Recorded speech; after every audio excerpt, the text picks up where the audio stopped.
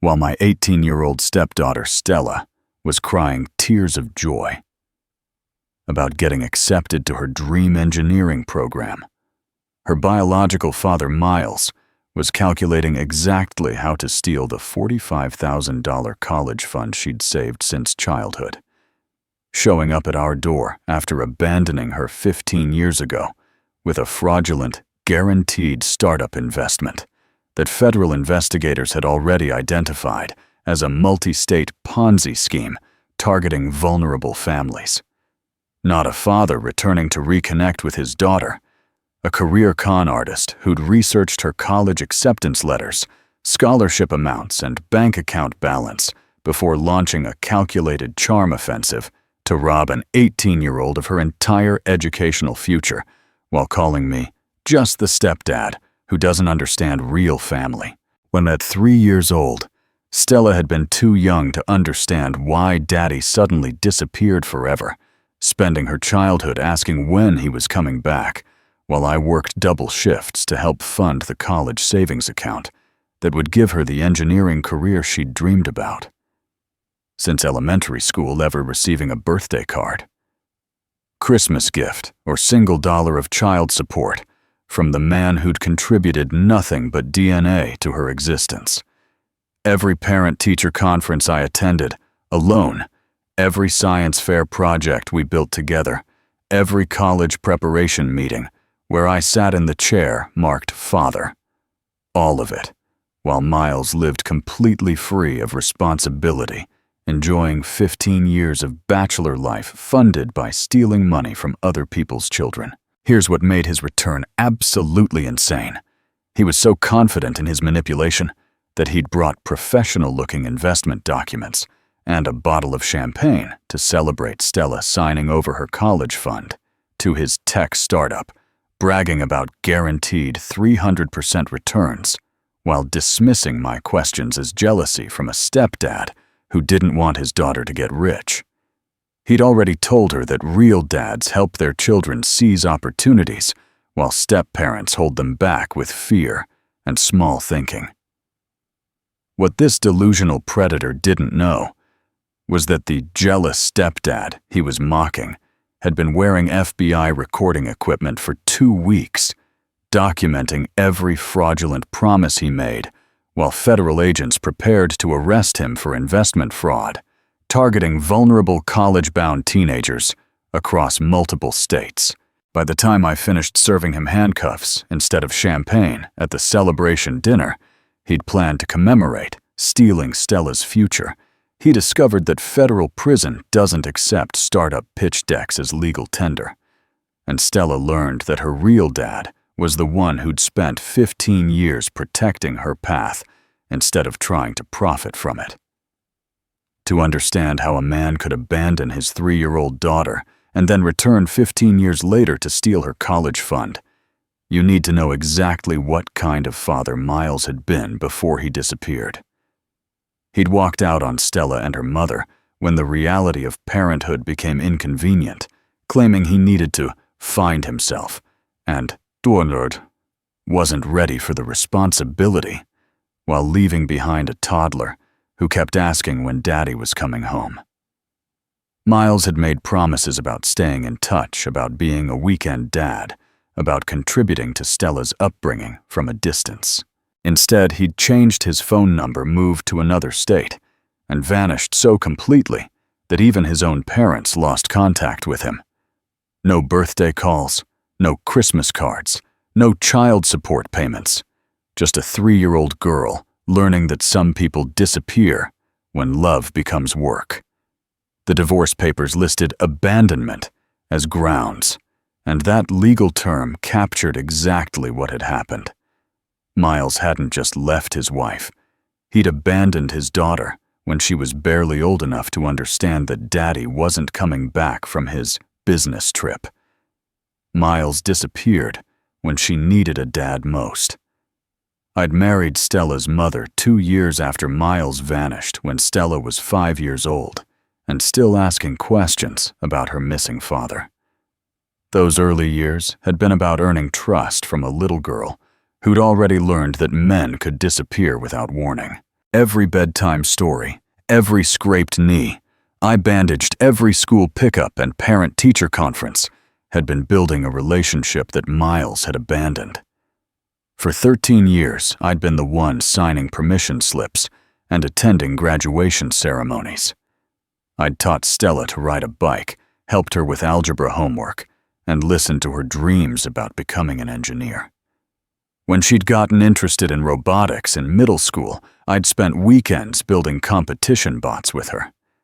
When she'd worried about college costs in high school, I'd worked overtime to contribute to the savings account that would make her dreams possible. Being Stella's dad hadn't been about biology.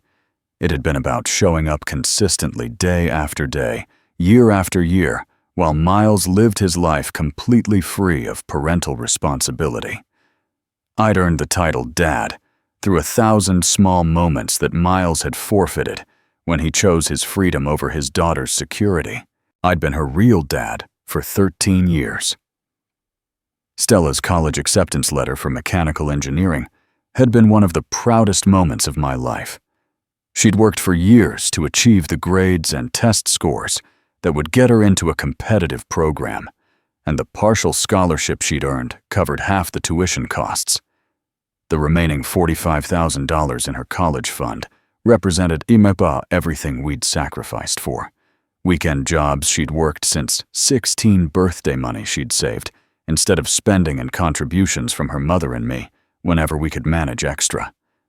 That money wasn't just numbers in a bank account. It was Stella's ticket to independence, her path to a career that would give her security and purpose.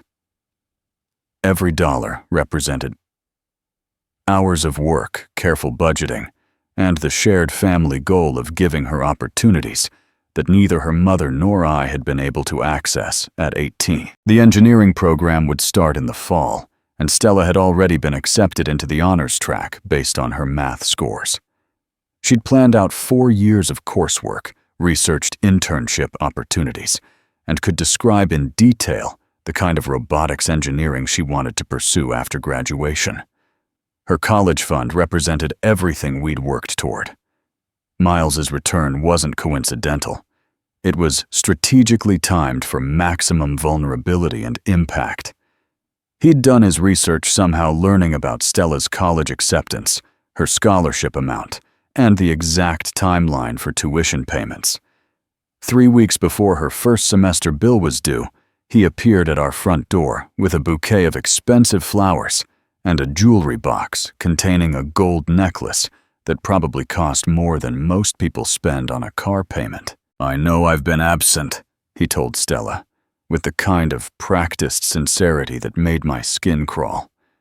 "But I've been building something amazing, and I wanted to share it with my daughter when the timing was right. I've missed so much, but maybe I can help make up for lost time by securing your future." The gifts kept coming. Concert tickets to her favorite band, a designer laptop for college, and dinner reservations at the most expensive restaurant in town.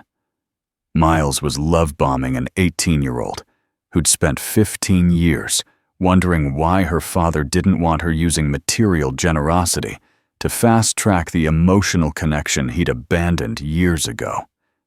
But what really bothered me wasn't the gifts. It was how perfectly he'd calculated the timing. Stella was stressed about college costs, worried about student loans, and emotionally vulnerable about starting this next phase of her life. Miles had swooped in precisely when she was most susceptible to someone offering solutions to her financial anxiety. His timing was too perfect to be coincidental. The startup pitch came during their third father-daughter bonding dinner at a steakhouse that charged $50 for an appetizer. Miles had prepared a professional presentation on his tablet, complete with projected revenue charts and testimonials from satisfied investors who'd supposedly tripled their money in 6 months. "It's a revolutionary tech platform," he explained to Stella, while completely ignoring my presence at the table. "We're disrupting the way people invest in emerging markets, and I'm offering exclusive access to family members before we go public. The minimum investment is $25,000, But for you, I'd recommend the full 45 to maximize your returns. The math was suspiciously exact. He wanted every penny of her college fund, not a dollar more or less. When I asked basic questions about the company's business model, Miles dismissed me with a condescending smile and told Stella that some people are too risk-averse to understand guaranteed opportunities.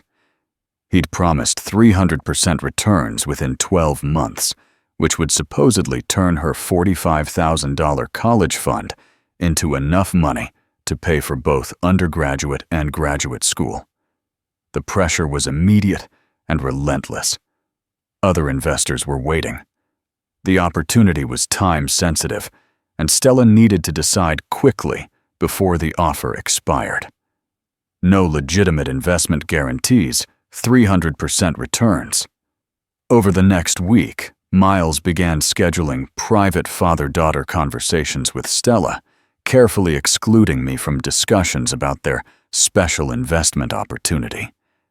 He'd take her for coffee or suggest walks around the neighborhood, creating intimate settings where he could work his manipulation without my interference. During one of these conversations, which Stella later recounted to me, Miles had pulled out his phone to show her photos of other family investors who'd supposedly gotten rich from his previous ventures.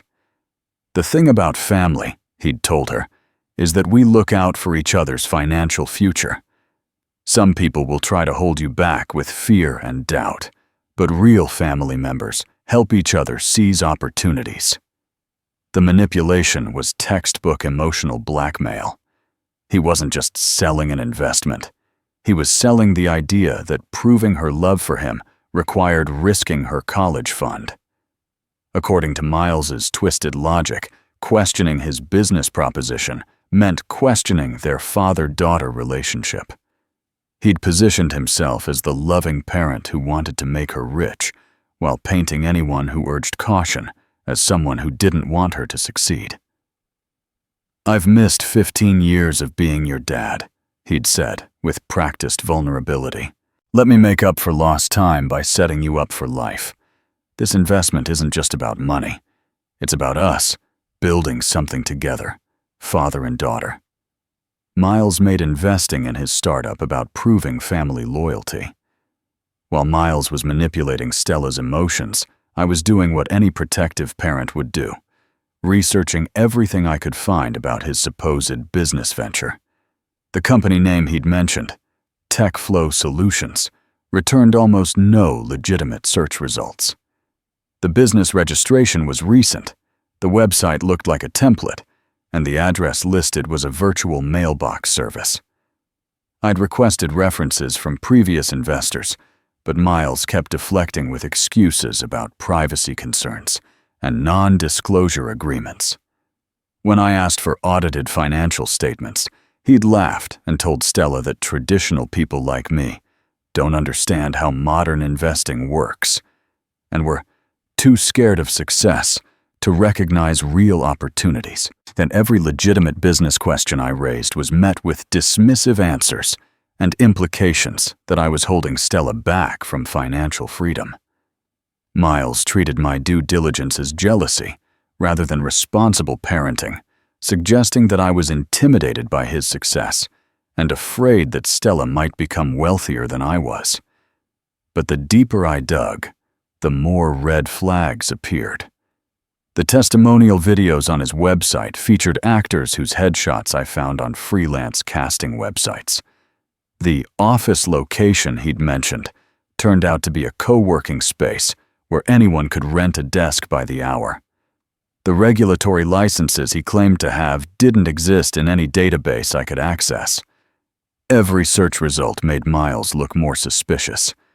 The urgency Miles created around Stella's investment decision was the biggest red flag of all. According to him, she had exactly 1 week to wire the money before the opportunity disappeared forever. Other investors were supposedly lined up to take her place if she hesitated, and the exclusive family pricing he was offering would expire if she didn't act immediately. "Investment opportunities like this don't wait for people who need time to think," he'd told her during their latest dinner. Successful people make quick decisions when they recognize guaranteed returns. You can either trust your father's business expertise, or you can let fear keep you poor while other people get rich. The pressure tactics were straight out of a scam artist's playbook: artificial urgency, fear of missing out, and emotional manipulation disguised as business advice. Real investment opportunities didn't require immediate wire transfers to personal bank accounts, didn't promise guaranteed returns, and didn't penalize investors for asking basic questions about business fundamentals. Real investments don't require immediate wire transfers. The next morning, I scheduled an emergency consultation with a securities attorney who specialized in investment fraud cases. I'd gathered everything I could find about Miles's startup pitch: the business cards, website, screenshots, and promotional materials he'd shared with Stella, and I needed professional confirmation of what my instincts were already telling me. The attorney, Janet Morrison, had been practicing securities law for 20 years and had seen every variation of investment scam imaginable. She reviewed Miles's materials with the detached professionalism of someone who'd testified in dozens of fraud trials, pointing out red flags that confirmed my worst suspicions. "The promise of guaranteed returns is the most obvious indicator," she explained. "Legitimate investments carry risk, and anyone who promises specific percentage gains is either lying or running a Ponzi scheme.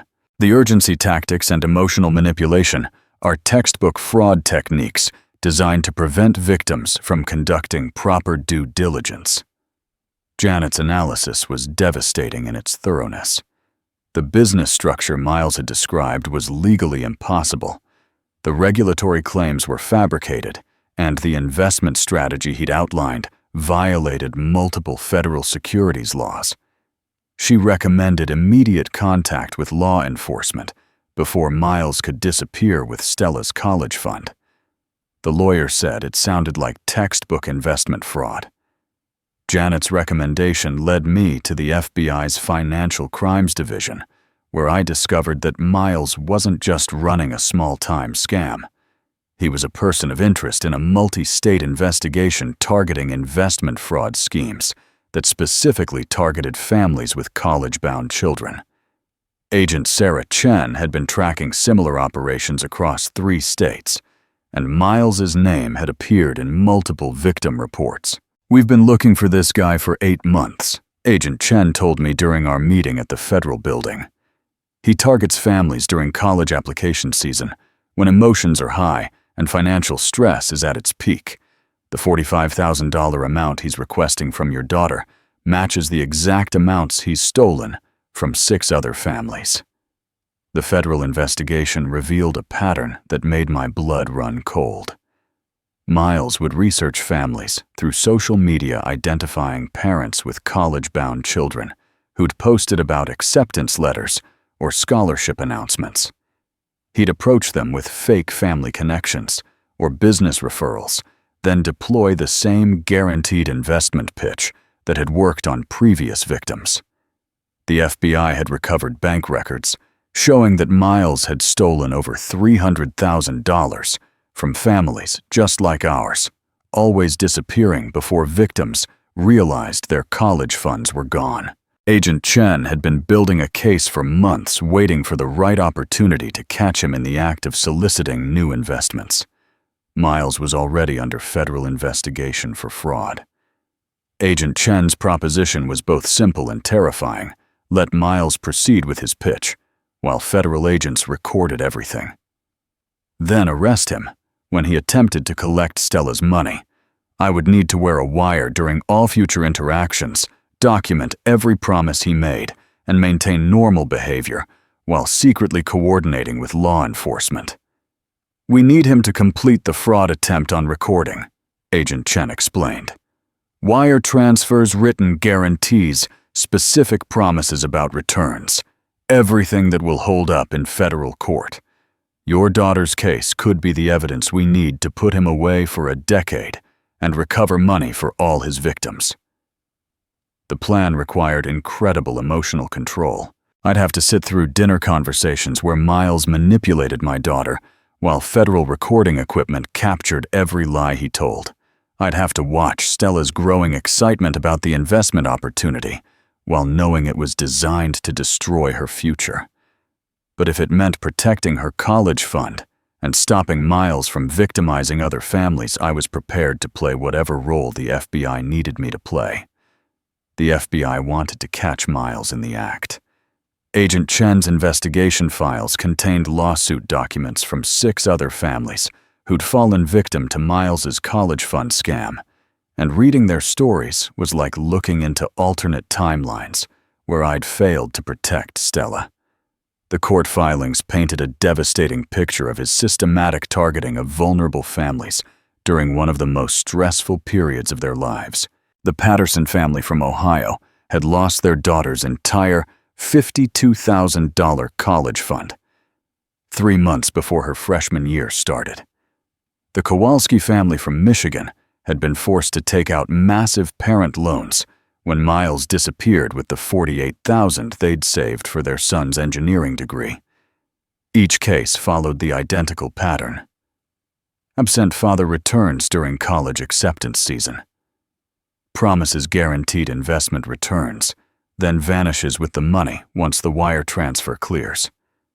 The victim impact statements were heartbreaking in their details. Parents described working double shifts for years to rebuild college savings that Miles had stolen in a single afternoon. Students wrote about watching their educational dreams crumble while their biological fathers lived comfortable lives funded by their sacrificed futures. But what made the lawsuit documentation so powerful was how it proved premeditation. Miles hadn't been improvising his approach with Stella. He'd been following a script he'd perfected through repeated use on other families. The same promises about family loyalty, the same emotional manipulation tactics, the same pressure for immediate wire transfers to avoid missing the opportunity. Miles had stolen from dozens of families already. The wire recording equipment Agent Chen provided was smaller than I'd expected, a device no bigger than a pen that clipped inside my jacket pocket and transmitted everything to federal receivers positioned around our neighborhood. For the past week, every conversation with Miles had been documented with the clarity and precision that would hold up in federal court. The recordings were devastating in their completeness. Miles's voice promising guaranteed 300% returns was captured with perfect audio quality. His dismissive comments about my lack of business understanding were preserved for federal prosecutors. Most damning of all, his manipulation of Stella's father-daughter emotions was documented in excruciating detail. "Listen to this section," Agent Chen said, playing back audio from Miles's latest dinner conversation with Stella. His voice came through the speakers with chilling clarity. "Real fathers invest in their daughters' futures, even when other people try to create fear and doubt. This opportunity proves whether you trust me as your dad or whether you're going to let jealous step-parents hold you back from financial freedom."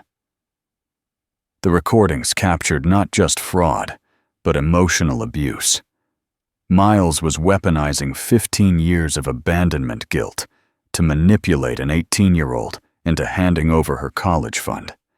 Every promise he made was preserved as evidence, every lie documented for criminal prosecution. Every guarantee Miles made was recorded by federal agents. The forensic accounting analysis that Agent Chen had commissioned revealed the true scope of Miles's criminal enterprise. Federal investigators had traced money flows across multiple bank accounts, uncovered shell companies designed to obscure stolen funds, and identified the Ponzi scheme structure that Miles used to pay early investors with money stolen from later victims. The analysis showed that Miles's tech startup existed only on paper. No employees, no office space, no actual business operations. The impressive revenue projections he'd shown Stella were fabricated using accounting software that generated fictional profit reports. The testimonial videos from satisfied investors featured paid actors reading scripts that Miles had written. Most importantly, the forensic analysis proved that the $45,000 investment minimum Miles had quoted to Stella was actually the exact amount he needed to pay obligations to previous victims. He wasn't building a business. He was running a classic Ponzi scheme where each new victim's money was used to maintain the illusion of success for earlier investors. The financial analysis revealed a pattern that would be impossible to defend. In court, Miles targeted college-bound families for specific dollar amounts that matched his immediate cash flow needs. Stella's college fund wasn't an investment opportunity. It was a predetermined theft designed to keep his criminal operation running for another few months. Forensic accountants confirmed it was a Ponzi scheme. But the most emotionally devastating evidence came from Miles's own text messages and emails with Stella, which Agent Chen had obtained through federal surveillance warrants. The communication records showed the calculated progression of his emotional manipulation from initial love bombing through father-daughter guilt to financial pressure. The text thread started with messages like, "I've missed so much of your life, but I want to make up for lost time by securing your future," and evolved into, "Real daughters trust their fathers with important decisions, especially when other people try to interfere with family business." Miles had documented his own manipulation tactics, creating a timeline that showed exactly how he'd planned to exploit Stella's emotional vulnerability. The messages revealed his research into her college acceptance, his calculation of her savings account balance, and his strategy for isolating her from my protective influence. Most damaging of all, the communications showed Miles's contingency planning for disappearing once he'd obtained Stella's money. He'd already researched international wire transfer procedures and had begun making arrangements to leave the country immediately after the college fund theft was complete. His texts proved he was using father-daughter guilt for money. Agent Chen's sting operation plan was both elegant and terrifying in its precision. The arrest would happen during Miles's celebration dinner, the expensive restaurant meal he'd planned to commemorate Stella signing over her college fund to his fraudulent startup. Federal agents would be positioned throughout the restaurant as diners and staff members, with backup units stationed in the parking lot to prevent any escape attempt. The timing had to be perfect. Miles needed to complete the fraud attempt on recording, accepting Stella's signed investment agreement providing his bank account information for the wire transfer, and making specific promises about guaranteed returns. Only after he'd committed multiple felonies on federal surveillance equipment would agents move in for the arrest. "We'll let him get through his entire pitch," Agent Chen explained during our final briefing. Wire fraud investment. Fraud interstate commerce violations. We want every possible charge documented before we take him down. The more evidence we capture, the longer his prison sentence, and the better chance we have of recovering money for all his victims. My role was to maintain normal behavior while wearing recording equipment that would capture every word Miles said. I'd have to sit through dinner watching him manipulate my daughter, while federal agents documented his crimes from tables around us. The restaurant would look like a normal evening out, but it would actually be a carefully orchestrated law enforcement operation. We planned to arrest Miles during his victory dinner. The most delicate part of the operation wasn't the arrest. It was protecting Stella's emotional well-being while exposing the truth about her biological father. Agent Chen and I had developed a strategy for revealing Miles's criminal history, gradually giving Stella time to process the reality of his manipulation before the dramatic confrontation at dinner. I'd arranged for Stella to review some of the victim impact statements from Miles's previous college fund thefts, presenting them as similar scam warnings I'd found during my research. The goal was to help her recognize the manipulation techniques Miles had been using without immediately revealing that her father was the perpetrator. She needs to understand the pattern, Agent Chen had advised. When she sees how other families were targeted with identical tactics, she'll start recognizing what's been happening to her. It's better if she reaches the conclusion herself rather than having it forced on her during the arrest. The protection strategy also included counseling resources and financial security measures to help Stella process the trauma of discovering that her biological father had returned specifically to steal her future. The FBI had victim services specialists who worked with families damaged by investment fraud, and Stella would need professional support to work through the emotional manipulation she'd experienced. Stella needed to see Miles's real path herself. But the biggest risk wasn't operational, it was personal. By orchestrating Miles's arrest, I was destroying any possibility of Stella having a relationship with her biological father, even a dysfunctional one.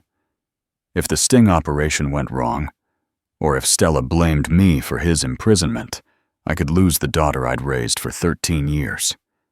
The choice between protecting Stella's financial future and preserving her father-daughter fantasy with Miles wasn't really a choice at all. Miles had forfeited his parental rights when he'd abandoned her at 3, and he'd proven his true priorities by targeting her college fund for theft. But Stella might not see it that way, especially in the immediate aftermath of watching her biological father arrested for fraud. I was risking my relationship with Stella to save her from a con artist who shared her DNA, but had never shared her life. The irony wasn't lost on me. The stepfather Miles dismissed as irrelevant was the one willing to sacrifice his own happiness to protect her future from the biological father who'd returned only to exploit her trust. I risked losing my daughter to save her future. The restaurant Miles had chosen for his investment celebration dinner was exactly the kind of expensive establishment where he felt most confident. White tablecloth, celebrity chef menu, and the kind of atmosphere that made a $45,000 wire transfer seem like a reasonable business transaction. He'd reserved a corner table with a view of the city skyline, planning to commemorate the moment when Stella signed over her college fund to his fraudulent startup. I could see federal agents positioned throughout the dining room, Agent Chen sitting alone at the bar, 2 more agents posing as a couple celebrating their anniversary, and additional backup I couldn't identify, but knew were there. The restaurant looked like a normal Friday night, but it was actually a carefully orchestrated law enforcement operation designed to catch a predator in the act. Miles arrived 15 minutes early, carrying a leather briefcase containing the investment documents that Stella would supposedly sign to secure her financial future. He'd dressed for the occasion in an expensive suit and had already ordered a bottle of champagne that cost more than most families spend on groceries in a month. When Stella and I joined him at the table, his confidence was palpable. He believed he'd successfully manipulated an 18-year-old into handing over her life savings, and tonight was his victory celebration. The recording equipment hidden in my jacket was capturing every word as he outlined the final steps of his fraud scheme. "Tonight's the night we make you rich," he told Stella, with the practiced sincerity of a career con artist. "After you sign these documents and authorize the wire transfer, we'll be business partners in the most profitable venture I've ever developed." Miles ordered champagne to celebrate stealing Stella's future. The moment Agent Chen had been waiting for came when Miles pulled out his tablet to show Stella the bank account information, where she'd wire her college fund. As he detailed the transfer process, explaining how her $45,000 would supposedly generate 300% returns within 12 months, federal agents throughout the restaurant received their signal to move. "Miles Richardson," Agent Chen announced, standing behind his chair with her FBI credentials clearly visible to the entire dining room. "You're under arrest for wire fraud, investment fraud, and conspiracy to commit interstate commerce violations." The shock on Miles's face was absolute and immediate. His confident smile disappeared as handcuffs clicked around his wrists while other diners turned to watch the dramatic scene unfolding at our corner table. The man who'd spent weeks manipulating Stella's emotions was suddenly reduced to stammering denials and desperate attempts to maintain his innocent facade. "This is a mistake," he protested, as Agent Chen began reading his federal charges. "I'm a legitimate businessman, trying to help my daughter with a real investment opportunity. You can't arrest someone for offering family members financial advice." But the charges Agent Chen read aloud painted a very different picture. Wire fraud across multiple states. Investment fraud targeting families with college-bound children. Conspiracy to commit financial crimes using false business entities. Each charge carried a potential federal prison sentence that would ensure Miles couldn't disappear and victimize another family. The other restaurant patrons watched in stunned silence as federal agents escorted Miles toward the exit.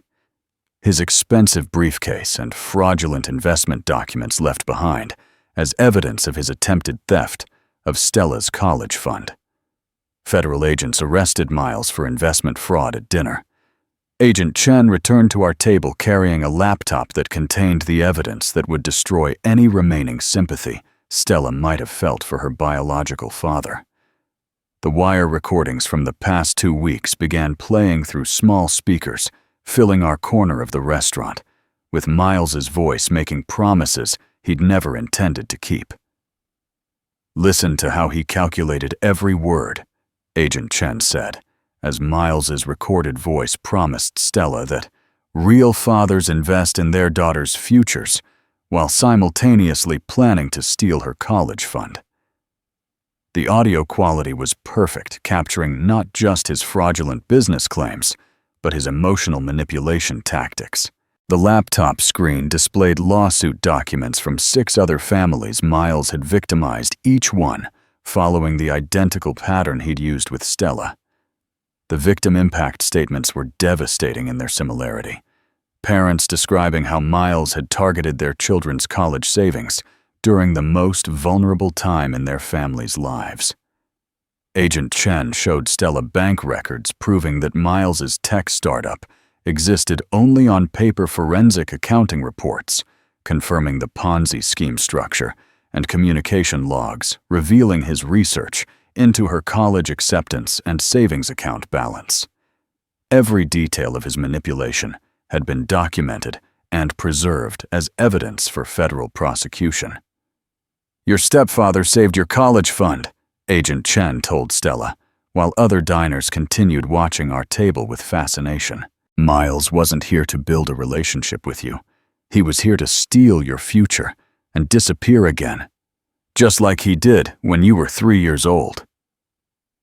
The recordings proved Miles had planned to disappear again. The moment that changed everything came when Stella looked across the table at me, with tears in her eyes, finally understanding the full scope of what had been happening. The biological father she'd hoped might want a real relationship had actually been conducting reconnaissance for financial theft, while the stepfather he'd dismissed as irrelevant had been working with federal agents to protect her dreams. "You saved my college fund," she said, her voice carrying a mixture of gratitude and recognition that our relationship had been tested and proven stronger than biology. "You've been protecting me this whole time, haven't you? Miles was never really my dad. You are." The words she spoke next echoed through our corner of the restaurant, audible to the other diners, who'd witnessed the dramatic arrest and evidence presentation. In front of federal agents, restaurant staff, and complete strangers, Stella made a declaration that validated 13 years of earned fatherhood. "Thank you for being my real dad," she said, reaching across the table to take my hand. "I'm sorry I almost let him steal everything you helped me save. I should have trusted you instead of believing someone who disappeared when I needed him most." The federal agent's restaurant staff and other diners who'd watched the evening's events unfold had witnessed more than just a fraud arrest. They'd seen the difference between biological connection and real family bonds. Miles might have contributed DNA, but I'd contributed 13 years of consistent love and protection. Stella called me her real dad in front of everyone. 6 months later, federal court records showed that Miles had been sentenced to 8 years in federal prison for wire fraud, investment fraud, and conspiracy charges stemming from his systematic targeting of families with college-bound children. The judge had been particularly harsh during sentencing, noting that Miles had preyed upon the dreams and sacrifices of hard-working families during one of the most vulnerable periods of their lives. The restitution order required Miles to repay over $300,000 to the families he'd victimized, though most of the money had already been spent funding his lifestyle while he planned his next series of fraudulent schemes. Agent Chen had explained that federal prison sentences for financial crimes typically served 90% of their term, which meant Miles would be locked away until Stella was 26 years old. The irony wasn't lost on me that Miles had finally been forced into the kind of long-term commitment he'd avoided his entire adult life. For 8 years, he'd have a fixed address, a guaranteed schedule, and no ability to disappear when responsibility became inconvenient. Federal prison didn't accept startup pitch decks as legal tender, and there were no guaranteed investment opportunities behind bars. Miles couldn't disappear from federal prison. The real victory wasn't Miles's imprisonment. It was watching Stella start her freshman year at the engineering program she'd dreamed about since middle school. Her college fund remained intact, her scholarship covered the planned expenses, and she'd begun her mechanical engineering coursework with the confidence of someone whose future had been protected rather than exploited. Our relationship had been tested by the most sophisticated manipulation either of us had ever encountered, and it had emerged stronger than ever. Stella understood now that being a real dad meant more than shared DNA. It meant showing up consistently, protecting her path toward her dreams, and putting her welfare above personal convenience. The father-daughter bond that Miles had tried to exploit for financial gain had actually proven unbreakable when tested by his criminal behavior. Stella's trust in me had been validated by federal agents, confirmed by court proceedings, and strengthened by witnessing the difference between someone who'd earned parental authority and someone who'd simply provided genetic material. Every weekend we spent working on engineering projects together reminded us both that real family relationships were built through consistent love and protection, not through expensive gifts and manipulative promises. When Stella talked about her career goals or shared excitement about her coursework, I knew that her path forward was secure from the kind of predator who'd tried to steal her future. I learned that being a real dad,